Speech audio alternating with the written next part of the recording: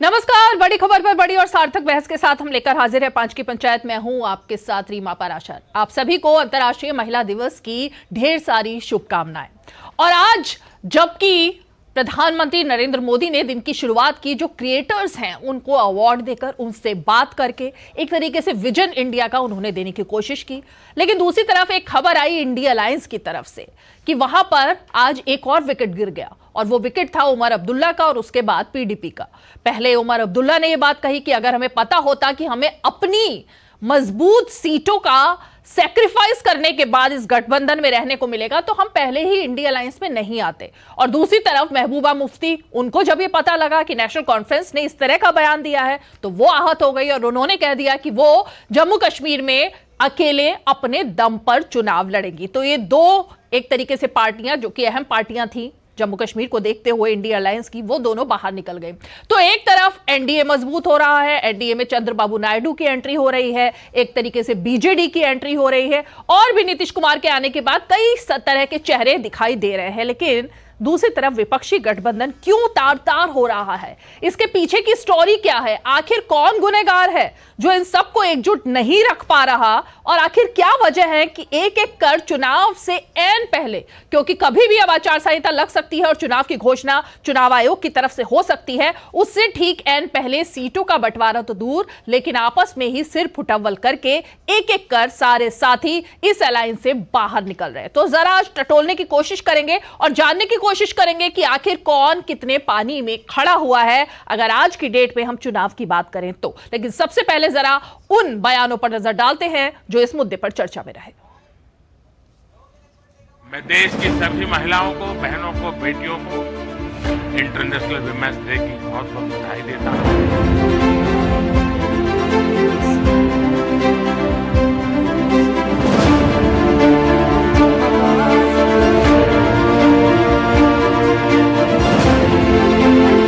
एक अकेला सब पे भारी, हवा निकल गई ना। छोटे छोटे दलों को जोड़ रहे हैं आप। आंध्रा में चंद्राबाबू पवन कल्याण जी को जोड़ रहे हैं, जगन जी को भी एक काके रखा हुआ है मदद करना, वहां बीजू जनता दल के साथ अब कर रहे हैं। तो ये कहां अब की बार 400 पार वाला कॉन्फिडेंस तो नहीं है साहब। अगर मुझे इंडिया अलायंस पे जाने से पहले यह कहा गया होता कि इंडिया अलायंस में हमें अपने आप को कमजोर करना है इंडिया अलायंस के किसी दूसरे मेंबर के लिए, मैं शायद कभी इंडिया अलायंस में जाता ही नहीं। इंडिया अलायंस में जाने का हमारा एक ही मकसद था जो उसमें गए, कि हमारा मुकाबला बीजेपी और एनडीए के साथ है। अगर हमारा मुकाबला बीजेपी और एनडीए के साथ है तो फिर ये अंदरूनी तौर ये टेंशन या ये बातचीत का इसका कोई वजूद ही नहीं। गठबंधन में कौन कितनी सीटें लड़ रहा है ये इस पर मैं नहीं जाऊंगा। हम हाथ के निशान पर कुछ सीटें लड़ेंगे, हमारे गठबंधन के अन्य राजनीतिक दल कुछ सीटों पर वो लड़ेंगे, लेकिन हम सारे के सारे लोकसभा की सीटों पर मिलकर चुनाव लड़ेंगे।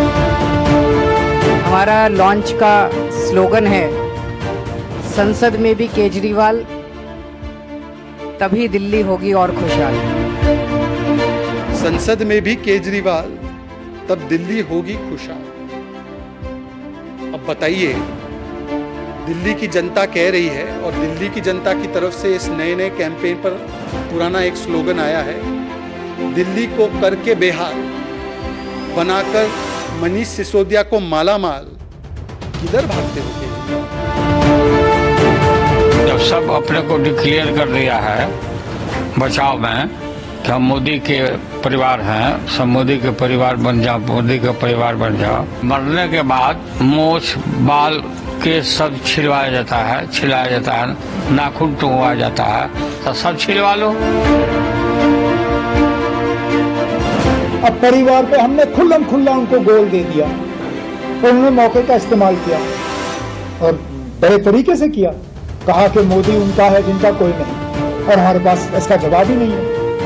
तो मैं तो अपने, वो मुझसे हालांकि सियासी तौर और उम्र के लिहाज से बहुत सीनियर हैं, लेकिन मुझे थोड़ा बहुत जो तजुर्बा है वो यही है कि हमें इस तरह की सियासत जो है वो छोड़ के हमें लोगों के मुद्दों की सियासत करनी चाहिए। ये चौकीदार, ये अदानी अंबानी, ये राफेल, ये परिवार, ये चलता नहीं है।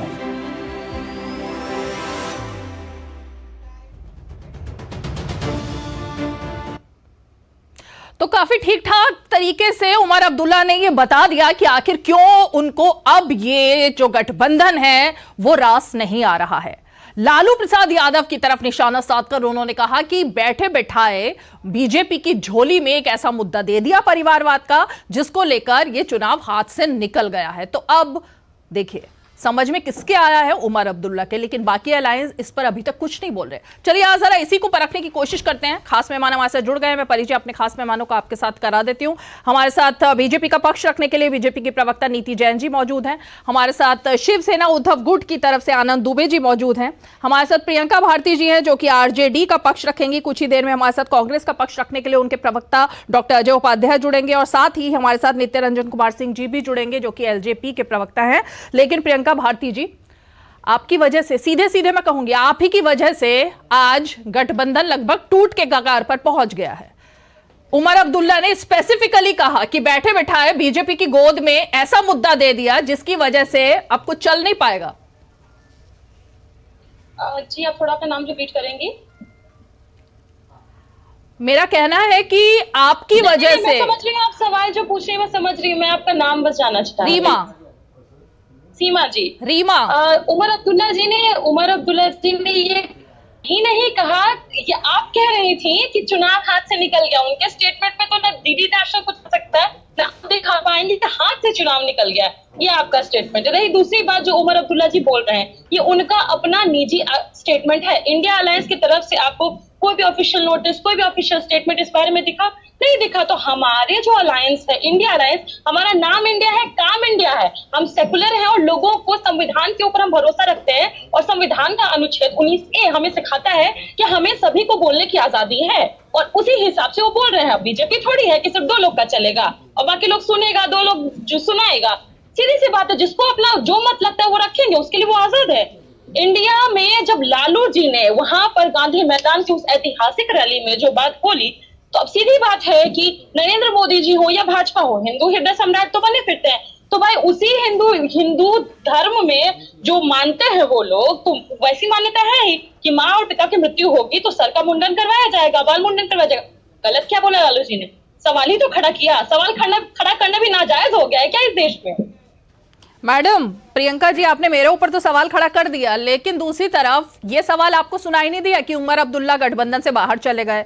उमर अब्दुल्ला ने इसी को बेस बनाया। उमर अब्दुल्ला ने कहा कि बैठे बैठाए आपने बीजेपी की झोली में एक ऐसा मुद्दा दे दिया। लेकिन लालू प्रसाद यादव ने कल जो बयान दिया है, मैं जरा उस पर आना चाहती हूँ। चले गए या चले जाएंगे, अपडेटेड रहिए ना थोड़ा सा। महबूबा मुफ्ती का बयान सुना आपने अभी? क्यों चला रही है? अरे मैडम सुनिए, महबूबा मुफ्ती को सुनकर आई है आप शो में। महबूबा मुफ्ती की बात सुनकर आई है। क्यों सेट कर रहे हैं यहाँ पर? दोनों ही लोगों ने ये कहा है कि हम अकेले चुनाव लड़ेंगे।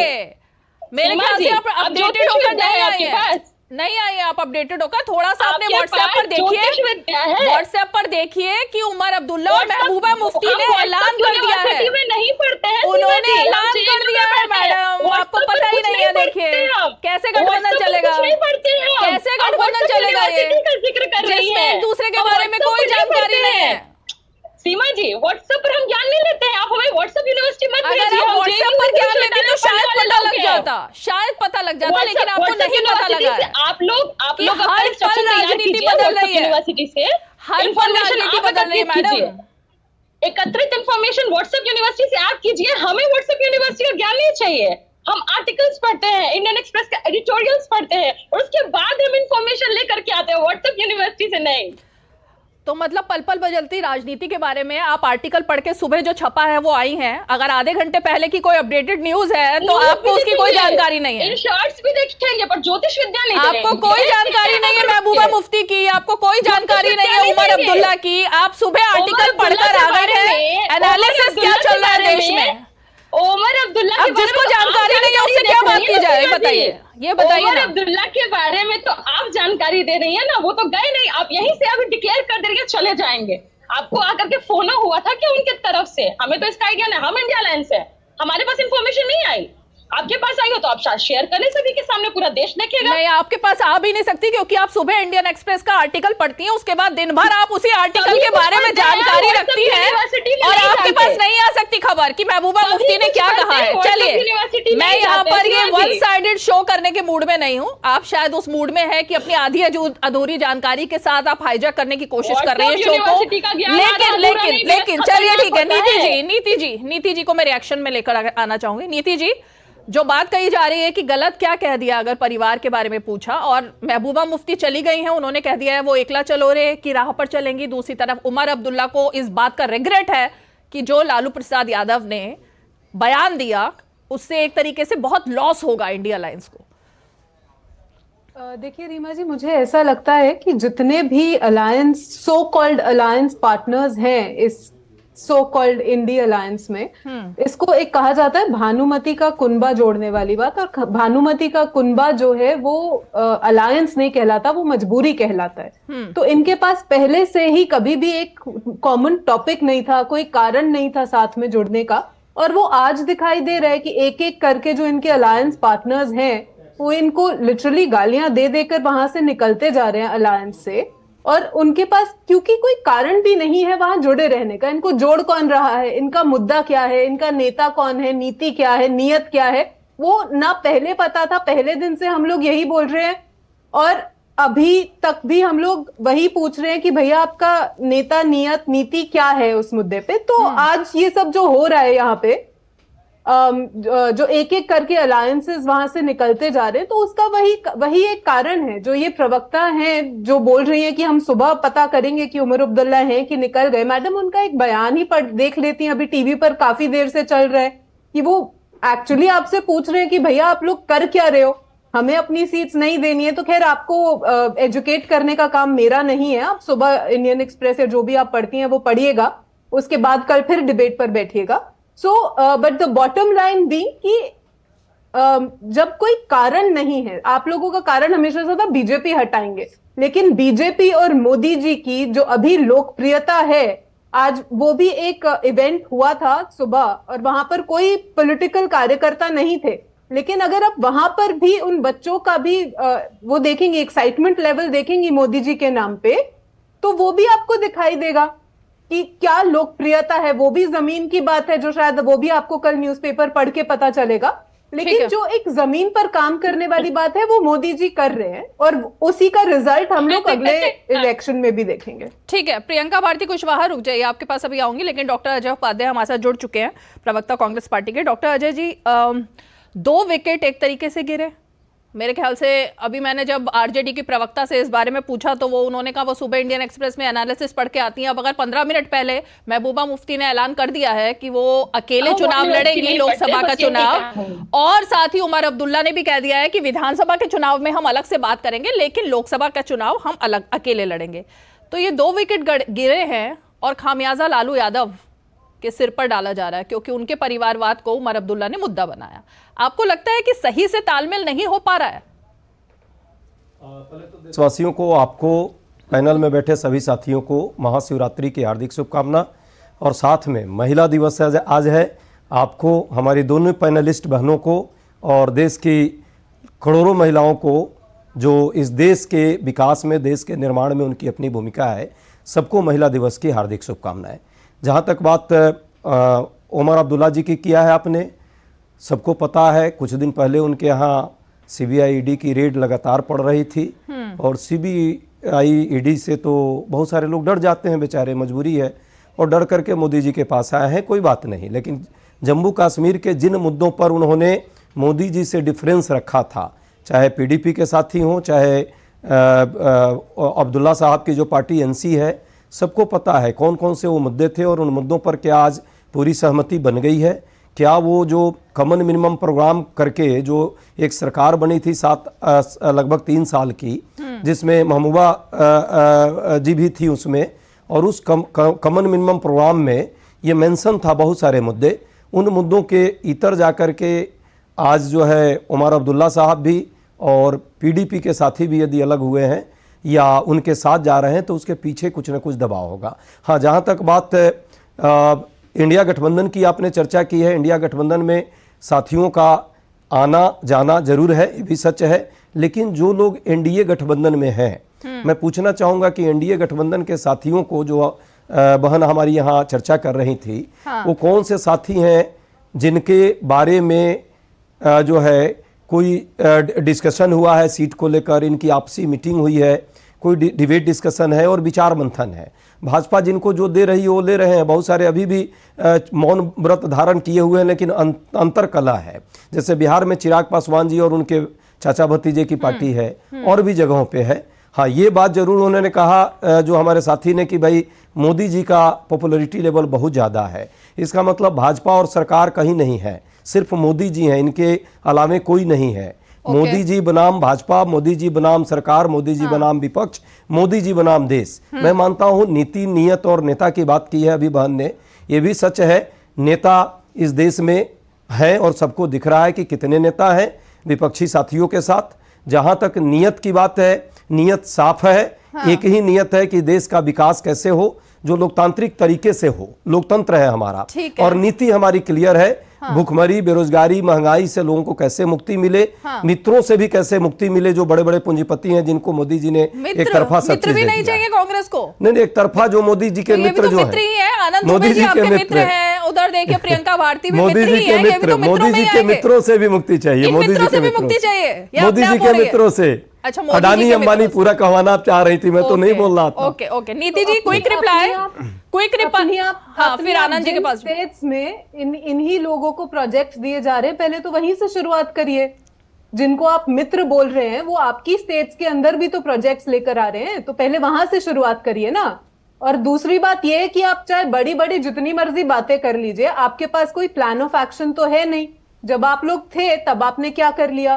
क्योंकि पिछले 10 साल में जो भारत की छवि बनी है, चाहे वो इंटरनेशनल लेवल पर हो चाहे नेशनल लेवल पर हो, हम लोग 5th लार्जेस्ट इकोनॉमी में आ गए हैं। हम लोगों के पासपोर्ट की जो वैल्यू आज पूरी दुनिया में है वो कितनी बढ़ गई है। तो ये सब काम करके ही बढ़ा है ना सर, ये बैठे बैठे बातें कर कर नहीं हुआ है जो भी कुछ हुआ है।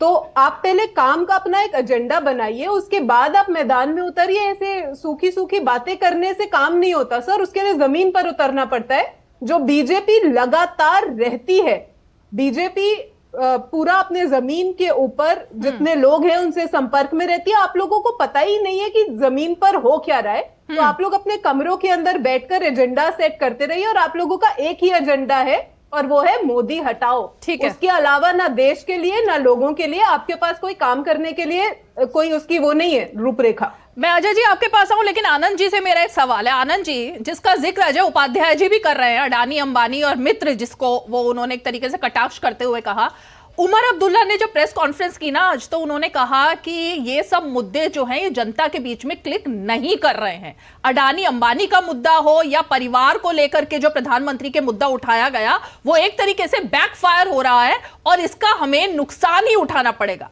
उमर अब्दुल्ला की इस बात से आप भी इत्तेफाक रखते हैं क्या आनंद जी? रीमा जी नमस्ते। रीमा जी नमस्ते। देखिए, ऐसा है कि जब हम इंडिया गठबंधन बना रहे थे तो हमें पता था कि अलग अलग विचारधाराओं की पार्टियों को एक मंच पर लाना मुश्किल काम है, ये आसान बात नहीं है। फिर भी हमने एक प्रयास किया, एक इंडिया नाम का गठबंधन बनाया जिसमें पूरे भारत के अलग अलग राजनीतिक दल उस मंच पर आए। उसमें एक उमर अब्दुल्ला भी। उमर अब्दुल्ला जी अगर कह रहे हैं कि इन सब विषयों को जनता से डायरेक्ट सरोकार नहीं है, कोई बात नहीं। ये इंडिया गठबंधन की मीटिंग में भी कह सकते हैं, वो हमारे पास आके कह सकते हैं, टेलीविजन के माध्यम से कहकर कि मैं इन सब चीजों को पसंद नहीं कर रहा हूं, अब मैं कोई और रास्ता अख्तियार कर रहा हूं, कोई और रुख अपना रहा हूं, कोई बात नहीं। आपका स्वतंत्र अधिकार है, आपको किसी ने पकड़कर जबरदस्ती लाया नहीं था। आपने कहा था कि भारतीय जनता पार्टी को हराना है, हम सबको एक मंच पर आना होगा। ये हो गई एक बात।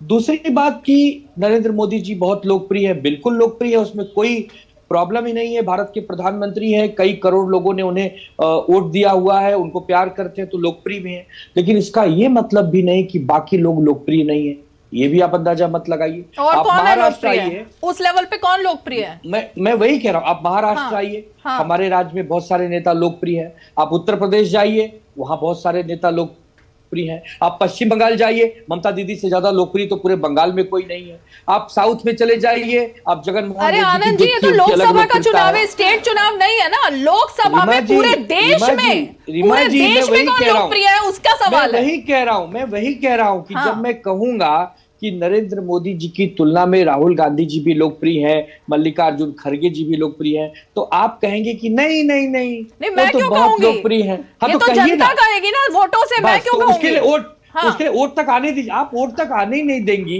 पहले सारा निर्णय सुना देंगी, ये भी अच्छी बात नहीं है। ठीक है, मोदी जी लोकप्रिय हैं, मोदी जी हीरो हैं, इसका ये मतलब कि नहीं बाकी सब विलेन हैं। समय का इंतजार करिए, लोगों की जब जनता तुलना करेगी तो करेगी। ठीक है। मैं जिस महाराष्ट्र से आता हूं, उस महाराष्ट्र में 48 सीटें हैं। हाँ। भारतीय जनता पार्टी 36 पर लड़ना चाहती है, बची 12 सीटों पर कथित शिवसेना और कथित राष्ट्रवादी को लड़ाना चाहती है। इस पर कोई चर्चा नहीं हो रही है। आनंद जी, लेकिन इस पर चर्चा नहीं हो रही कि आप कितनी सीटें मांग रहे हैं और कांग्रेस आपको कितनी सीटें दे रही है, और एनसीपी जो कि शरद पवार, तो अभी तो उस पर भी फैसला नहीं हुआ ना। अभी उस पर कहां फैसला हुआ है? नहीं, बट उसमें हम कोई समर्पण तो नहीं कर रहे हैं ना। हमारे यहाँ अतिक्रमण नहीं हो रहा है किसी के हक के ऊपर। जिस प्रकार बीजेपी कर रही कि जो दे देंगे चुपचाप ले लो, या तो जेल चले जाओ या जैसा चाहते हैं वैसे रहो। हमारे यहाँ वैसा नहीं है। नहीं, लेकिन आपके यहाँ आनंद जी, आपके यहाँ यही तो हो रहा है। उमर अब्दुल्ला को रास नहीं आया गठबंधन, उनको सीट शेयरिंग रास नहीं आई तो वो निकल गए बाहर। महबूबा मुफ्ती को रास नहीं आया तो वो निकल गए बाहर। अरविंद केजरीवाल को पंजाब में रास नहीं आया तो वो निकल गए बाहर। तो वही तो हो रहा है, मैं वही हो रहा है। स्वागत है। ममता बनर्जी निकल गई बाहर। जिसे रास नहीं आ रहा वो निकल जाए, क्योंकि इन लोगों को हमने बुलाने नहीं गए थे, ये स्वयं आए थे। अजय जी, अंत में बचेगा कौन, मुझे ये बताइए। अजय जी, अंत में बचेगा कौन? ये तो वही है, सिर्फ त्रिवेदी बचेगा, यानी सिर्फ कांग्रेस बचेगी क्या इस गठबंधन में फिर? नहीं, ये गठबंधन 28 पार्टियों की थी। 28 पार्टियों में सही बात है कि 2-3 लोग जरूर बाहर गए हैं। 2-3 नहीं, लेकिन कितने सारे, बाकी नीतीश सभी कुमार, लोग ममता नहीं। बनर्जी, फिर सबको आज पता है, 2 सबको विकेट, पता आज है। 5-4 हो गए। नहीं, सबको एक-एक पता करके, है। हाँ। जो लोग गए हैं, नीतीश कुमार जी किन परिस्थितियों में कैसे गए, या आरएलडी को क्या मिला वहां जाने के बाद। उमर अब्दुल्ला साहब को भी पता चलेगा आने वाले समय में। मैं नहीं कुछ कहूंगा, लेकिन ये बात सच है कि एक प्रयास था, ईमानदारी से हमने प्रयास किया कि एक मंच पर आकर के और जन मुद्दों पर जो बहस हमने देश में छेड़ी है, महंगाई, बेरोजगारी, आय की असमानता के मुद्दों पर, महिलाओं की सुरक्षा के मुद्दों पर, देश की सुरक्षा के मुद्दों पर, जो चाइना और बाकी इशूज हैं, इन इशू पर जो लोग साथ आना चाहते थे वो आए। हमने प्रयास भी किया हर मंच पर। अब कुछ लोग उसमें किसी कारण से, भाई बहुत सारे कारण है, फैक्टर है। इलेक्शन डिपार्टमेंट भाजपा का बहुत तेज है आज के डेट में। इलेक्शन डिपार्टमेंट का मतलब ईडी से मत आप लगाइए, ईडी के साथ और भी 2-3 एजेंसियां हैं, वो एजेंसियां काम कर रही हैं। हाँ, लेकिन ये भी है अब किस पर क्या दबाव, कैसे क्या परिस्थिति है। पर ये तो है कि चुनाव में हमारे साथ 10 सेकंड दे देंगे, ज्यादा नहीं। महबूबा मुफ्ती और उमर अब्दुल्ला पर दबाव था, आप ये कह रहे हैं ना? देखिए, उमर अब्दुल्ला और उनके दोनों पिता पुत्र पर तो आपने देखा कुछ ही दिन पहले ईडी सीबीआई ने छापा मारा है। अभी 10-15 दिन पहले आपने भी दिखाया था अपने चैनल पर भी कि उनको ईडी सीबीआई लगातार उनके घरों पर छापा और उनको ढूंढ रही थी। अब ये एक बात है कि अब वो जब बाहर आ गए, साथ आ गए, भाजपा के आ जाएंगे, तो न छापे पड़ेंगे। वो छापा ही पड़ता है कि मेरे साथ आ जाओ। साथ बुलाने के लिए वो प्रेम पत्र के तौर पे ईडी सीबीआई ले जाती है। और जो लोग उस प्रेम पत्र को स्वीकार कर लेते हैं उनको भाजपा जो है प्रेम करती है। मोदी जी प्रेम करते हैं। क्यों निकली है? उनके ऊपर भी कोई दबाव है? महबूबा जी पर भी कोई ना कोई दबाव होगा कि भाई आप अलग रहिए, ताकि वहाँ इक्वेशन बने। लेकिन देश की जनता जो है, लेकिन उससे पहले नीति जैन जी, उमर अब्दुल्ला और महबूबा मुफ्ती पर क्या कोई दबाव डाला जा रहा है आपकी तरफ से? नहीं, ईडी सीबीआई वाले भी पूछ लीजिए इनसे कि मारा था छापा कि नहीं। अभी 5 दिन पहले कांग्रेस के हर प्रवक्ता को एक रीजन मिल गया, एक एक्सक्यूज मिल गया कि जहां जाओ ईडी और सीबीआई के ऊपर इल्जाम लगा दो। इनको अपनी एजेंसीज के ऊपर भरोसा नहीं है, इनको कोर्ट्स के ऊपर भरोसा नहीं है, इनको मीडिया के ऊपर भरोसा नहीं है। सबको तो ये भर भर के गालियां दे रहे हैं आजकल। तो मुझे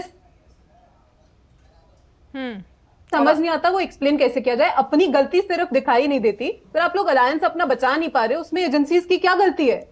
अगर आप लोगों के साथ लोग आप लोगों का विजन देखकर नहीं रहना चाह रहे, अपनी सीटों पे वो कॉम्प्रोमाइज नहीं करना चाह रहे, तो ये तो आपकी अलायंस, सो कॉल्ड अलायंस की गलती है ना सर। इसके अंदर एजेंसीज कहां से आ गई? आप लोगों ने अपना एक रूपरेखा तैयार की होती तो आज साथ में कहीं आगे लेकर बढ़ रहे होते। हर चीज में मत एजेंसीज को और कोर्ट को और मीडिया को सबको गालियां मत देने लग जाइए सर। देश ही का हिस्सा है, डेमोक्रेसी है। जो एजेंसीज काम आज कर रही हैं वो कल भी करेंगी। 10 सेकंड मैं नित्य रंजन जी का इंतजार कर रही थी, उनका फ्रेम बन जाए। आई थिंक अब फ्रेम बन गया, आ रही हूँ आपके पास। मतलब 10 सेकंड अजय जी। बहन ने जो बात की है इसका मतलब जो अकाली दल छोड़कर गए, टीडीपी पीडीपी सब, पीडीपी भी तो पहले इनके साथ था, वो भी छोड़कर गया। इसका मतलब इनके साथ उनके संबंध अच्छे नहीं थे, इसलिए वो सभी लोग छोड़ गए। तो या इन पर भरोसा नहीं था, इन पर भरोसा नहीं था। छोड़ा था उस वक्त। नहीं, ये कहने का मतलब यही है, इनकी जो तर्क है बहन का। बट ये सच्चाई है, पूरा देश देख रहा है। पहले ईडी सीबीआई जाती है, पीछे से वो साथी यदि कमजोर है, मजबूत नहीं है तो साथ इनके आ जाता है। जो लड़ता है, जो लड़ने वाला है, वो सड़कों पर लड़ रहे हैं। राहुल गांधी जी के नेतृत्व में भारत जोड़ो यात्रा लगातार आज 54वां 55वां दिन है। देख रहा है पूरा देश में किस तरह से दौड़ चल रही है, युवाओं के अधिकार के लिए, महिलाओं के अधिकार के लिए, श्रमिक किसान और भागीदारी के लिए हम लड़ाई लड़ रहे हैं, लड़ाई लड़ते रहेंगे। एक ही वीडियो वायरल हो रहा है सिर्फ कि वो जाति पूछ रहे हैं सबसे जा। नहीं, वो तुम जाति बताओ, तुम्हारी जाति क्या है, तुम जाति बताओ, तुम्हारी जाति क्या है। एक ही वीडियो वायरल हो रहा है। वो मैडम, बाकी और कोई मुद्दा वायरल नहीं हो रहा। वो एक नजर से देखने वाले को एक ही वीडियो दिख रही है। हम 5 नजर से देख रहे हैं, पंच न्याय की बात कर रहे हैं। हमारे पास तो 2 ही नजर है, 5 नजर है ही नहीं। महिलाओं के अधिकारों के भी न्याय की बात हो रही है, उसकी भी चर्चाएं रोज हो रही है। युवा न्याय पर 5 मुद्दे कल हमने डाले हैं कि कैसे हम सबको भरोसा में लेंगे, 30 लाख करोड़ की नौकरियां देंगे। महिला दिवस है तो उस पर भी बात करें। मैं आती हूँ प्रियंका जी, 2 मिनट रुकिए। नित्य रंजन जी को जरा मैं अब जरा डिबेट में ले आती हूँ। नित्य रंजन जी, हमने लालू प्रसाद यादव की कल की भी एक बाइट सुनी, बयान सुना, उसमें उन्होंने 2 बार उसी बात को फिर से दोहराया है। एक कि अगर पूरा देश अब मोदी का परिवार बन गया है तो सबको अपने बाल मुड़वा लेने चाहिए और सबको अपना जो भी इस तरह का कर्म है उसको करना चाहिए, तभी हम मानेंगे कि सब कुछ मोदी का परिवार। ये जिस तरह के बयान आ रहे हैं, आपको लग रहा है बिहार में क्लिक करेंगे ये बयान? देखिए रीमा जी, सबसे पहले तो आपको नमस्कार और तमाम महिलाओं को महिला दिवस की हार्दिक शुभकामनाएं मेरे तरफ से। और जिस तरीके के बात लालू प्रसाद जी ने किया है, उनको पता नहीं है शायद कि जिस तरीके से परिवार और जो कर्म कांड होता है, जिसमें गोतिया होता है, जिस तरीके से हम समाज में परिवार होना और कर्म कांडी होना, दोनों में जमीन आसमान का फर्क है। कर्म कांड होना एक सनातन में अलग चीजें देखी जाती है, परिवार अलग होता है। परिवार कहने का मतलब कि हम उनके दुख सुख में पार्टिसिपेट करते हैं, उनका दुख हमारा दुख, उनका सुख हमारा सुख, हम एक दूसरे का ख्याल रखते हैं। आज जिस तरीके से आदरणीय मोदी जी पिछले 10 वर्षों से भारत के लोगों के लिए, गरीब के लिए, गुरबों के लिए जिस तरीके से उनके भोजन, आवास, बिजली, पानी, स्वास्थ्य पर जिस तरीके से उन्होंने ग्राउंड लेवल पे काम किया है, ये अपने आप में एक परिवार के मेरे ख्याल से जो गार्जियन होते हैं, वो गार्जियन जिस तरीके से अपने परिवार का ख्याल रखते हैं, परिवार के सदस्यों का ख्याल रखते हैं, उसी तरीके से आदरणीय मोदी जी ने 140 करोड़ जनता का ख्याल रखा है। इस नाते, इस हक से उन्होंने परिवार का बात किया। दूसरा कि उन्होंने अपने परिवार के लिए कभी नहीं सोचा। आपने देखा होगा कि जब मुख्यमंत्री वो थे गुजरात के, तो मुख्यमंत्री के अपने वेतन, प्रियंका भारती जी आप बार-बार फ्रेम से जा रही हैं, प्लीज एक बार फ्रेम में बनी रहिए। हाँ, जो जिस तरीके से आदरणीय मोदी जी मुख्यमंत्री, बतौर मुख्यमंत्री, वो अपने सैलरी के जो कुछ हिस्से बचा कर रखे थे वो गुजरात में, तो गरीब बेटियों को पढ़ाने के लिए जिस तरीके से उन्होंने दान दे दिया, उन्होंने अपना सर्वस्व जो उनकी कमाई रही है, उनकी चाहे वो राजनीतिक कमाई हो, आर्थिक कमाई हो या सामाजिक कमाई हो, वो 140 करोड़ जनता को समर्पित किया है। ये है परिवार का। ओके प्रियंका भारती जी, अब आप जवाब दीजिए। एक मिनट रुकिए, आपकी बात का जवाब सुन लेते हैं ना। प्रियंका भारती जी, आज जब एमएलसी बनाने की बात आई तो राबड़ी देवी को ही बनाने की बात आई, मुख्यमंत्री बनाने की बात आई तो तेजस्वी यादव को ही बनाने की बात आई, तो इसीलिए तो सवाल खड़े होते हैं ना भाई। जवाब दीजिए इसका। आज ही की घटना है ना ये, तो ये, अरे सुनिए, ये एक्सप्रेस में छपी नहीं थी, ये दोपहर की घटना है, तो ये शायद आपको इसके लिए अगर अपडेटेड आप है, ये आज आर्टिकल नहीं छपवाया था सुबह सुबह। अच्छा, पहले एक रिक्वेस्ट रहेगा, कम से कम 1 मिनट दे दीजिएगा बिना इंटरप्ट किए बोलने का, दूसरी रिक्वेस्ट ये है कि छोड़िए, खैर जाने दीजिए। बात ये है कि आप जब कह रही थी कि राहुल जी हर जगह जाति पूछते नजर आ रहे हैं, तो जाति ना पूछने वालों की भी एक जाति होती है, ये देश की सच्चाई है। और आगे की बात आप कह रही हैं कि आज राबड़ी जी को बनाया गया एमएलसी, वहां पे आपको उर्मिला ठाकुर नहीं दिखी क्या? जिस कर्पूरी ठाकुर की वो वारिस है, वो उर्मिला ठाकुर जी भी वहां पर मौजूद है, जो जमीन पर से उठ के आई है।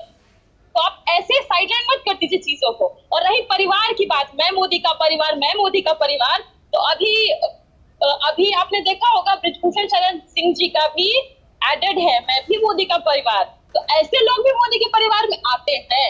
हम उस 140 करोड़ का हिस्सा नहीं है जिस हिस्से में ऐसे बलात्कारी लोग होते हैं। मोदी जी के परिवार वो भी है जो बीएचयू में जाकर के वहां की छात्रा का रेप करते हैं। मोदी जी के परिवार क्या वो लोग हैं? आप बार बार कह रही हैं कि मोदी ने ये किया, मोदी ने ये देश को दिया, वो देश को दिया। क्या मोदी जी को एक बार भी थोड़ा सा भी ये महसूस नहीं हुआ कि उनका कर्तव्य बनता है कि मणिपुर में जब महिलाओं को नग्न करके घुमाया जाए तो उस पर एक बार वो कुछ बोल देते? वो आंसू जो ऐसे गिराते हैं, एक आवाज चली गई आपकी।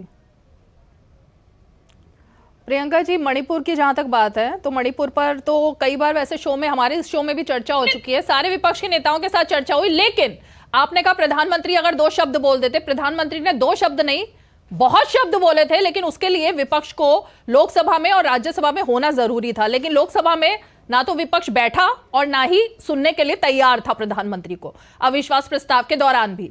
तो इसलिए कम से कम अगर प्रधानमंत्री से यह कहा गया था कि इस पर बोलिए, और जब वो बोल रहे थे तो हाउस में बैठने की जरूरत होनी चाहिए थी, लेकिन आप लोग नहीं थे। अब आपने जो इतना बड़ा एक उलाहना दी है उसका नीति जी जवाब देंगे, फिर मैं आनंद जी के पास जाऊंगी। नीति जी जवाब दीजिए। हाँ देखिए, अरे भाई, परिवारवाद पर ही तो सवाल था ना, ये परिवारवाद का जवाब ले रही हूं मैं कि राबड़ी देवी के अलावा कर्पूरी ठाकुर के परिवार की महिला को भी अगर जगह मिलती है तो फिर कहां का परिवारवाद है? ओके ओके ओके, नीति जी। परिवारवाद का जो मुद्दा था, ये जितना ये अलायंस बना था, ये बेसिकली परिवारवाद और परिवारवाद के करप्शन को बचाने के लिए ही ये लोग साथ में आए थे, उसके अलावा कोई और कारण था नहीं। और उसी कारण के लिए इन लोगों को मोदी जी को हटाना था और बीजेपी को हटाना था। तो ये चीज इन लोगों से एक्सपेक्ट करना, ये अपेक्षा रखना ही बेकार है कि ये लोग राबड़ी देवी और तेजस्वी यादव के आगे भी कुछ सोच पाएंगे। ये गिवन फैक्ट है, इनको आप जितना मर्जी बोल लीजिए परिवारवाद, ये लोग उसके आगे बढ़ नहीं पाएंगे। और यही मुद्दा है जो मोदी जी हमेशा से ये बोलते हैं कि एक परिवार की भलाई और देश की भलाई के बीच का ये चुनाव है, और वो जनता ने मन बना लिया है कि कहां पर उन लोगों को वोट डालना है। ओके, प्रियंका जी आपकी आवाज नहीं जा रही, क्योंकि शो का एक रूल है कि जिससे पूछा जाता है सवाल वही बोलता है, वही उसी की आवाज जाती है। तो इसीलिए नॉन स्टॉप अगर आप बोलेंगी तो फिर उसकी आवाज जाएगी नहीं आपकी। आनंद जी, इसी परिवारवाद के क्रम में थोड़ा सा और आगे बढ़ते हैं। उद्धव ठाकरे जी, उनका भी बयान आता है कि हाँ, वो अपने सुपुत्र आदित्य ठाकरे को देखना चाहते हैं मुख्यमंत्री की कुर्सी पर। अब इसको परिवारवाद माने या नहीं माने, या इच्छा माने, इसको क्या माने? नहीं तो क्या करें? एक पिता अपने पुत्र को मुख्यमंत्री के रूप में न देखे, ये माने? हम उस देश में रहते हैं जहां यदि आप पीढ़ी दर पीढ़ी परिवार के माध्यम से राज्य और देश की सेवा करते हैं तो क्या आप पद पर रहने लायक आप इच्छा नहीं कर सकते? अच्छा, कैलिबर नहीं है। अच्छा, बहुत अच्छा सवाल। कैलिबर भी तो होना चाहिए सर। अच्छा, वो पुत्र हैं। जैसा ऐसे ही उद्धव ठाकरे बाला साहेब ठाकरे जी के पुत्र हैं, तो वो आकर सीएम कुर्सी पर बैठ गए। उनके अपने एमएलए ने उनको नकार दिया। तो यही तो मुद्दा है। मतलब सवाल ये उठता है आनंद दुबे जी और प्रियंका भारती कि आप दोनों क्या पार्टी में कभी हक रख पाएंगे कि आपको भी उस कुर्सी तक देखने का मौका मिले? हर पार्टी में मेरी आदत बाकी प्रवक्ताओं की तरफ बीच में बोलने की नहीं है। एक बार पहले सबका बुलवा लीजिए, मैं चुपचाप सुनता हूं और लोग बोल लीजिए। बीच में कोई नहीं बोलेगा। ठीक है, रूल है ये। बिना योग्यता होते हुए Jay Shah cricket control board को कंट्रोल कर रहे हैं, वैसा परिवारवाद तो हमारे अंदर नहीं है। हमारे नेता तो रात दिन फील्ड पर हैं, जनता के बीच में हैं, चुनाव जीत कर आए हैं। देश की जनता ने चुनाव वोट दिया, उस वोट में आदित्य ठाकरे विजयी हुए वर्ली विधानसभा से। हमें नहीं पता कि जय साहब ने कितनी बार क्रिकेट का बल्ला पकड़ा होगा, कितनी बार रणजी ट्रॉफी खेली होगी, मुझे कोई ज्ञान उसका नहीं है। देखिए, प्रबोधनकार ठाकरे जी महाराष्ट्र के बहुत बड़े समाज सेवक रहे, आजादी की लड़ाई में उनका योगदान रहा। उनके बाद उनके सुपुत्र बाला साहब ठाकरे जी को पूरा भारत ही नहीं विश्व भी जानता है, उन्होंने देश के लिए क्या योगदान दिया। उनके सुपुत्र आदरणीय उद्धव ठाकरे जी 2003 से शिवसेना पार्टी के राष्ट्रीय अध्यक्ष हैं और काम करते आ रहे हैं, उनके पुत्र हैं। तो परिवारवाद की लेगेसी मिलना बड़े सौभाग्य की बात होती है, सबके नसीब में नहीं होता। राजा अज के पुत्र राजा दशरथ के पुत्र राजा राम के पुत्र राजा लवकुश। तो ये परिवारवाद मिलने की अनुकंपा ईश्वर से मिलती है, सबके भाग्य में नहीं होता। तो आप सेवा करने के लिए आप भी लालू प्रसाद यादव जी के साथ है क्या उस बयान पर कि मोदी का कोई परिवार नहीं है? नहीं, वो बात अलग है। मेरे परिवार पर डायरेक्ट अटैक किया गया, आदित्य ठाकरे जी की योग्यता पर सवाल उठाया गया, तो मैंने कहा कि मेरे आदित्य ठाकरे जी जय शाह की तरह बहुत ज्यादा योग्य नहीं है, लेकिन हाँ एक कर्मठ है, एक कार्यकर्ता है, लोगों के बीच में उठते बैठते हैं, लोगों की सेवा करना चाहते हैं। जय शाह जी की तरह अंतरराष्ट्रीय क्रिकेट में पूरी तरह से पारंगत नहीं है। इतना कहना क्या मेरी मैं कोई नीति गलती जी से इस पर जवाब लूं। इसीलिए- नीति जी एक मिनट, एक छोटा सा ब्रेक लेना पड़ेगा, उसके बाद आपके पास आऊंगी और फिर अजय जी के पास। एक छोटा सा ब्रेक ले लेते हैं, आप देखते रहिए 5 की पंचायत।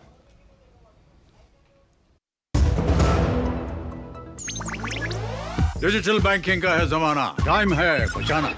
डिजिटल बैंकिंग है आसान, करो चाहे कोई भुगतान, एनी टाइम एनीवेयर, सेफ है, फास्ट है, हर पेमेंट उंगलियों पे सेट है। लेन देन के हैं ऑप्शंस कई, IMPS, NEFT, UPI भी। 24 घंटे करते ये काम, पेमेंट आसान और रहे आराम। RBI कहता है जानकार बनिए, सतर्क रहिए। Seguro the automobile, the policy बाजार व अहेरो मच दिनेरो, समझ में आया? मैंने कितनी बार हिंदी में समझाया कि पॉलिसी बाजार से कंपेयर करके कार इंश्योरेंस पे 8,000 रुपए तक बचा सकते हो, पर कुछ लोगों को अभी तक समझ नहीं आया, तो मैंने सोचा स्पेनिश में समझा दूं। Adios amigos. मोदी सरकार की गारंटी, कोई नहीं रहेगा भूखा। हर महीने 80 करोड़ लोगों को मिल रहा है मुफ्त राशन। हमारा संकल्प विकसित भारत। मौसम को अपने पैशन के बीच जो नहीं आने देते, मैं उनका फैन हूं। मेरी तरह SBI भी आपका फैन है, इसलिए SBI आपके लिए थोड़ी एक्स्ट्रा मेहनत करता है। तो excellent customer service, assistance to MSMEs और टेक्नोलॉजी ड्रिवन बैंकिंग सॉल्यूशंस। घर छोड़ दूं, SBI बदल रहा है क्योंकि हम एक बदलते देश के फैन हैं। SBI, देश का फैन। डीडी न्यूज पर आप देख रहे हैं 5 की पंचायत। और नीति जी, मैं चाहूंगी आनंद दुबे जी ने जो बात कही उसका जवाब दें आप, फिर अजय जी के पास। देखिए, वो इतने कर्मठ थे कि आपकी आधी पार्टी आपको छोड़कर चली गई और आप अपनी पार्टी को नहीं बचा पाए, तो आप देश के लिए क्या करेंगे, हमको वो चीज समझने में शायद हमको भी, जनता को भी और आपके MLAs को भी वो थोड़ी दिक्कत हुई शायद। तो आप किसी और को तो शायद समझा मुश्किल ही पाएंगे। और दूसरी चीज ये है कि ये जो परिवारवाद का मुद्दा है, जो अभी आपने बोला दशरथ जी, राम जी और वो सब, आप उस पार्टी के साथ अलायंस में है जिन्होंने राम ही को नकार दिया था। तो आप कृपया करके मुझे तो ना बताएं कि भगवान राम की क्या लीनियज रही थी। तो आप अपने आप में जितने खोए हुए हैं ना सर, आपको पता नहीं है जो मैं बोल रही हूँ कि ना नीति है ना नियत है, तो आप लोग जा कहाँ रहे हैं वो आप लोगों को समझ नहीं आ रहा। लेकिन मेरा काम नहीं है आप लोगों को एजुकेट करने का। आनंद जी, आपकी बात को एक तरीके से कल खड़गे जी ने एक बेहतर तरीके से, कल नहीं एक दिन पहले, उन्होंने तो ये कहा कि गांधी परिवार से राजीव गांधी के बाद उन्होंने गिनती पूरी बताई कि कोई भी प्रधानमंत्री नहीं बना। तो वो एक तरीके से ये बताना चाह रहे थे कि परिवारवाद का अंत अब कम से कम उनकी पार्टी में हो गया है। तो आप उसको बढ़ावा दे रहे हैं, आप कह रहे हैं ये तो किस्मत वालों को ही मिलता है ऐसा परिवार जिसमें एक के बाद एक लोग आगे बढ़ाते जाए क्रम को। लेकिन खड़गे जी कुछ और बात कहकर गए अभी परसों। आनंद जी, खड़गे जी की बात को समझने के लिए आपको थोड़ा 30 सेकंड मुझे देना होगा। हाँ, फिर अजय जी को भी टाइम देना है। हाँ, परिवारवाद क्या है? अगर परिवारवाद में आप किसी को कोई चीज थोप रहे हैं, आप योग्यता न होते हुए उसको कुर्सी दे रहे हैं, वो आदमी पूरी तरह से निष्क्रिय है फिर भी आप उसका चेहरा ला रहे हैं, वो होता है परिवारवाद। लेकिन परिवार में कोई बहुत अच्छा क्रिकेटर है, उसका बेटा उससे भी अच्छा क्रिकेट खेलता है, सीएम बन गए। उद्धव जी तो बिना चुनाव लड़े सीएम बन गए सर, तो इसमें कहाँ योग्यता आई? मैं जेपी नड्डा जी की योग्यता की बात नहीं कर रहा हूँ मैडम, आप कहाँ उनकी बात करने लगी? नड्डा जी चुनाव लड़कर और उनका जो पॉलिटिकल ग्राफ है आप वो देख लीजिए, वो बिना चुनाव लड़े हमारे अध्यक्ष नहीं बने। कहने दीजिए, उन्होंने अपना स्टूडेंट टाइम से पॉलिटिक्स करी थी और अब जाकर वो बने, और उनके पिताजी बीजेपी में कुछ नहीं थे, वो अपने पिताजी के कारण अध्यक्ष नहीं बने हैं। आज तक वो बीजेपी के सबसे पावरफुल अध्यक्ष हैं, क्योंकि उनके नेतृत्व में मोदी जी जैसे चेहरे को उन्होंने लाया। क्या ताकत है जेपी नड्डा जी की। आज मोदी जी जो कुछ भी हैं वो आदरणीय जेपी नड्डा जी की वजह से हैं, अन्यथा मोदी जी में कोई शक नहीं है। कटाक्ष करने के लिए क्या फायदा है? मैंने कुछ और सवाल पूछा ना आनंद जी। कहां से बीच में? इनको रोकिए ना, आपने मुझसे सवाल मुझे आगे बढ़ना पड़ेगा। क्यों? आज विश्व महिला दिवस है, मैं आपको प्रणाम करता हूं। विश्व महिला दिवस के अलावा हर हर महादेव का दिन भी है, इसीलिए आपने अच्छा सा त्रिपुंड भी लगा रखा है। देखिए, तो महाशिवरात्रि की भी बहुत बहुत शुभकामनाएं। वो मुझे हिंदू नहीं मानेंगी ना, क्योंकि मैं कांग्रेस के साथ चला गया हूँ। उनकी निगाह में मैं हिंदू नहीं हूँ। मेरे मानने ना मानने से उसमें कोई फर्क नहीं पड़ता, आपका रिलीजन आपका अपना है। लेकिन बात ये है अब हिंदू वाला सब्जेक्ट कहाँ से आ गया? हिंदू का तो कोई मामला ही नहीं था अभी। उसमें मेरा कोई लेना देना नहीं है सर, आप जिस भी रिलीजन से हो, that is not my concern. अच्छा ठीक है नीति जी, आप एक एक करके। आपने मुझे सम्मानित किया कि आप चंदन लगा के बैठे हैं दुबे जी, लेकिन मैंने कहा उन्हें अच्छा नहीं लगेगा, उनके लिए मैंने आपको थोड़ा सा डिफेंड किया। ऐसी कोई बात नहीं, वो लोग नहीं मानते। अच्छा ठीक है, बताइए आप बताइए, फिर अजय जी भी वेट कर रहे हैं। मैं बता रहा हूँ, कोई अच्छा क्रिकेटर हो, कोई अच्छा आर्किटेक्ट हो, कोई अच्छा फिल्म स्टार हो, उसका बेटा यदि उससे अच्छा आर्किटेक्ट हो, उससे अच्छा फिल्म स्टार हो, तो एक पिता को खुशी होती है कि मेरा बेटा अच्छा काम कर रहा है, जो मैं करता था वही वो कर रहा है। अगर बाला साहब ठाकरे जी के पुत्र उद्धव ठाकरे जी उनकी विचारधारा, उनकी विरासत को आगे लेकर बढ़ रहे हैं और उन्हीं की विचारधारा आदित्य जी लेकर बढ़ रहे हैं, जनता के बीच में चुनकर आते हैं, तो इन्हें तकलीफ क्यों होती है? हम तो ये नहीं कह रहे हैं ना कि राजनाथ जी के पुत्र भी नेता है, हम तो ये नहीं कह रहे हैं ना कि रामविलास पासवान जी के भी पुत्र नेता है, हम नहीं कह रहे हैं ना कि अपना दल की खड़गे जी को सफाई क्यों देनी पड़ी थी कि हमारे परिवार से राजीव गांधी के बाद कोई भी गांधी परिवार से नहीं आया है? ये सफाई देने की जरूरत तो तभी पड़ी होगी ना जब उनको ऐसा रियलाइज हुआ होगा कि ये मुद्दा बहुत बुरी तरीके से उसमें एक तरीके से लपेटे में आ गए इस मुद्दे के। आप नहीं, मुद्दा लपेटे की बात नहीं है। पूरे देश में प्रधानमंत्री जी स्वयं जिस तरह अन्य परिवारों के लोगों को जिस तरह से भद्दी भाषा का प्रयोग करके उन पर आक्षेप कटाक्ष कर रहे हैं, तो निश्चित तौर पे चुनाव के वक्त में ये तो देखना पड़ेगा कि किसके परिवार के साथ किसका कितना प्रेम है। आज ही आपने अभी बताया कि एनसी के अब्दुल्ला परिवार बाप पिता पुत्र दोनों जो है भाजपा के साथ आ गए, तो वो परिवारवाद अकेले लड़ रहे हैं चुनाव। कहाँ है भाजपा के साथ? अच्छा, मुझे ऐसा लगा आपने नहीं भाजपा के साथ नहीं, वो अकेले चुनाव लड़े। कोई नहीं, रालोद जो है, रालोद के जो अध्यक्ष हैं अभी कुछ ही दिन पहले आए हैं जयंत चौधरी जी, वो तो किसी परिवार के नहीं है। चिराग पासवान जी तो किसी परिवार के नहीं है। कुमारस्वामी जी से संबंध है वो किसी परिवार के नहीं है। राजभर जैसे लोग भी आ गए हैं अभी, और अनुप्रिया पटेल जैसी लोग भी, ऐसे कई हैं। अब मैं क्या कहूँ, तो दीप दले अंधेरा नहीं करना चाहिए। पहली बात, जहां तक बात हमारे राष्ट्रीय अध्यक्ष ने जो बात रखी है वो सच्चाई है। मैं बीच में नहीं बोलूंगा बहन, आप बोल लेना जितना बोलना हो। मुझे मौका दिया है रीमा जी ने, तो मुझे मेरी बात को पूरा हो जाने। हमारे राष्ट्रीय अध्यक्ष की बात, ये बात सच है कि भाजपा में हर 3 साल पर चुनाव होता है और भाजपा के हर कार्यकर्ता जो है अपने राष्ट्रीय अध्यक्ष के लिए चुनाव में वोट देता है। मैं पहली बार वोट दिया हूँ, पर बाकी लोग जो है लगातार देते रहे। अभी भी हुआ था जेपी नड्डा साहब का 6 साल पहले, 3 साल पहले। तो ये जो लोग जो एक प्रोपेगेंडा करते हैं देश में, भैया बताइए ना, राष्ट्रीय अध्यक्ष हमारा चुना हुआ एक दलित परिवार का व्यक्ति, वो भी जहां ब्लॉक अध्यक्ष से वो आदमी बढ़ करके, और पार्लियामेंट्री डेमोक्रेसी में सबसे ज्यादा अनुभव रखने वाला, कई बार लोकसभा और राज्यसभा में आकर के आज यहाँ पे हैं। फिर भी आप यदि आरोप प्रत्यारोप लगा करके सिर्फ विक्टिम कार्ड घेरना चाहते हैं, तो उसके साथ आपको ये जवाब देना पड़ेगा कि आपके साथ कौन कौन परिवारवाद के समर्थक है। नित्य रंजन जी, आप कुछ ऐड कर रहे हैं, फिर नीति जी के पास जाना है। जी, मुझे थैंक यू रीमा जी। मुझे आनंद जी से एक क्वेश्चन पूछना है कि ठीक है, इन्होंने कहा कि एक क्रिकेटर का पुत्र अगर क्रिकेटर उससे बढ़िया क्रिकेट खेल ले तो कोई दिक्कत नहीं, मैं मानता हूं, ठीक है, सही है। लेकिन इनसे जरा पूछिए कि क्या पिता और इनकी पार्टी के जो विचारधारा, बाला साहब ने जिस विचारधारा को लेकर चले थे, जिस तरीके से उन्होंने कांग्रेस के विरोध में और कांग्रेस के नीतियों के खिलाफ जिस तरीके से, और जो मुद्दा को, जिस राम को, जिस हिंदुत्व को, जिस राष्ट्रवाद को लेकर बाला साहब ने जो शिवसेना का सपना देखा था, क्या वो शिवसेना ओरिजिनल वर्जन में उद्धव जी लेके जा रहे हैं?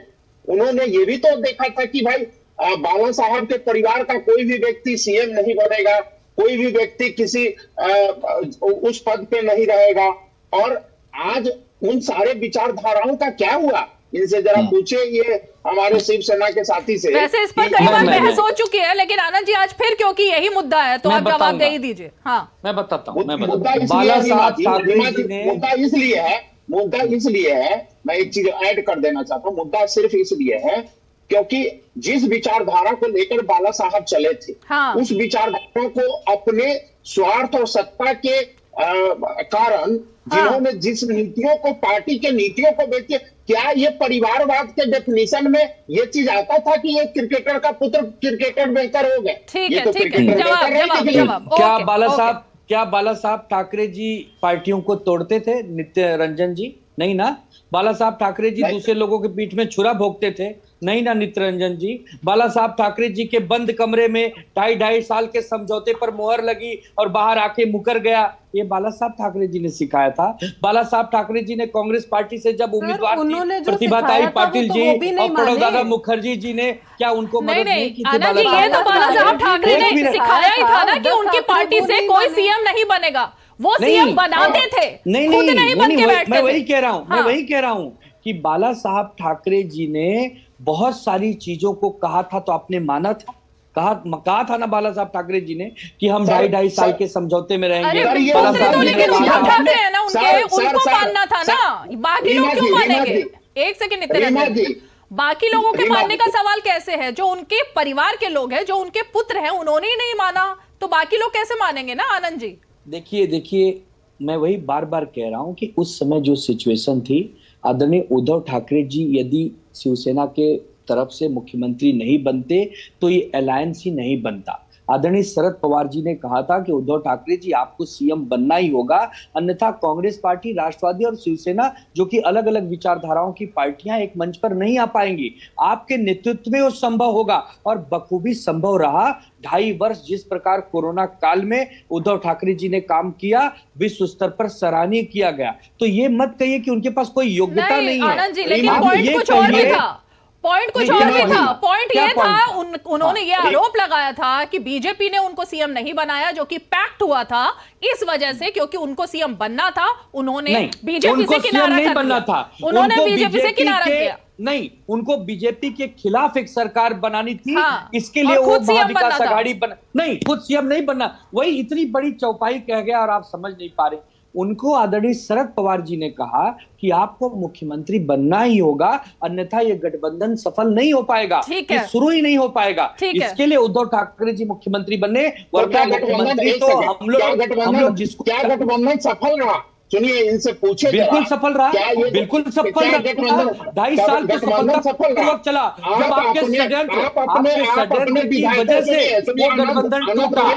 आप अपने विधायकों खत्म हो गई, आपको कहां षड्यंत्र करके डाका डाल के प्रलोभन करके आपने वो तोड़ा था। तो वही प्रलोभन, अरे सुनिए ना, एक मिनट, वही प्रलोभन तो आप नितिन गडकरी को दे रहे हैं ना, कि आप हमारी पार्टी में आ जाइए। क्यों प्रलोभन दे रहे हैं उनको आप? नहीं, आप भी तो प्रलोभन ही दे रहे हैं। प्रलोभन नहीं, जब हम नहीं सह पा रहे हैं। गडकरी जी हमारे महाराष्ट्र के बहुत बड़े नेता हैं, उनका अपमान हम नहीं सह पा रहे हैं। देवेंद्र फडणवीस भी महाराष्ट्र के नेता है। और सुशील, आज मरीमा जी, 1 मिनट, जब बड़े नेता गडकरी जी हैं, उनके बात देने आप कहिए कि देवेंद्र जी से छोटे नेता है, आप कहिए। नहीं, एक मिनट सुनिए, पहले बात तो सुनिए। आप कहिए। आप मुख्यमंत्री, जब उद्धव जी को मुख्यमंत्री बन गया, तभी ये पार्टी टूटने की बातें, 2.5 साल की दिक्कतें, तोड़ जोड़ की बातें, ये सब उद्धव जी के मुख्यमंत्री बनने के बाद ही क्यों हुआ? आज बाला साहब जब सपना देखे थे, जिस तरीके से वो अपनी पार्टियों को लेकर चले, शिवसेना में ऐसी असहमति असंतोष तो नहीं हुआ। ठीक है, जब कार्यकर्ता के उसकी हित वजह से पार्टी जब टूट भी गई ना, कार्यकर्ता एक के तरीके हित से सिद्धांतों की वजह से टूट गई, वो बात अब पुरानी हो गई है। आज की डेट की अब बात करते हैं। नीति, स्वार्थ की राजनीति। ओके नीति जी, सीटों के बंटवारे की जहां तक बात है तो अजय जी का कहना है कि उनकी ओके इतनी बड़ी टूट हुई है। अच्छा ठीक है, भतीजे एक दूसरे को तोड़ दिए, वही मोदी जी। आप क्या भी वही स्वार्थ था? आप क्या भी वही स्वार्थ था? आप क्या भी वही स्वार्थ था? एकदम चाचा भतीजे का मंत्री, बिल्कुल मंत्री पद के लिए गए हैं, बिल्कुल गए थे मंत्री पद के लिए। हम अपने आप उनके साथ रहेंगे, आप उसी गठबंधन में रहेंगे। नहीं, गठबंधन में रहना, गठबंधन में रहना हमारा भाजपा के साथ गठबंधन। इतना बड़ा दासत्व, इतना बड़ा दासत्व हम नहीं स्वीकार कर पाए। आनंद जी, वो बीजेपी और उनका मामला है ना, अभी तक आप अपने मामले पर नहीं है। तो हमें ज्ञान कौन दे रहा है? ये क्या बात हुई है ना? नीति जी चलिए, क्विक रिएक्शन नीति जी, अजय जी फिर शो खत्म करेंगे। अच्छा ठीक है, इसलिए दे रहा हूँ, ओके ओके, अब पहले मैं अजय जी के पास आती हूँ, अंत में नीति जी। अजय जी जल्दी से देखिए, जो चर्चा चल रही है पूरा देश देख रहा है किस तरह से इंडिया अलायंस टूट गया, इस पर बता दीजिए आज अब स्टेटस क्या है? किस तरह से भाजपा जो है पूरी न नियत है, न लोकतंत्र को बचाने की नियत है, न लोकतांत्रिक प्रक्रिया में भरोसा है। और इतना जब मजबूत है तो फिर इतनी कहानी क्यों? आपके पास टीम है, आप लड़िए ईमानदारी से फील्ड में आकर, जनता के मुद्दों पर बहस कीजिए। कभी समुद्र में गोते लगाने चले जा रहे हैं, कभी किसी को गाली देने चले जा रहे हैं, मुद्दों को भटकाने का काम कर रहे हैं। भाई महंगाई के मुद्दों पर आप आए थे, महंगाई के मुद्दों पर क्या किया बताइए जनता से। बेरोजगारी के मुद्दों पर आए थे, 30 लाख नौकरियां क्यों खाली पड़ी है सरकारी क्षेत्र में, सरकार के मंत्रालयों के अंदर, उसको कब भरेंगे, क्यों नहीं भरा आपने? ये प्रश्न है।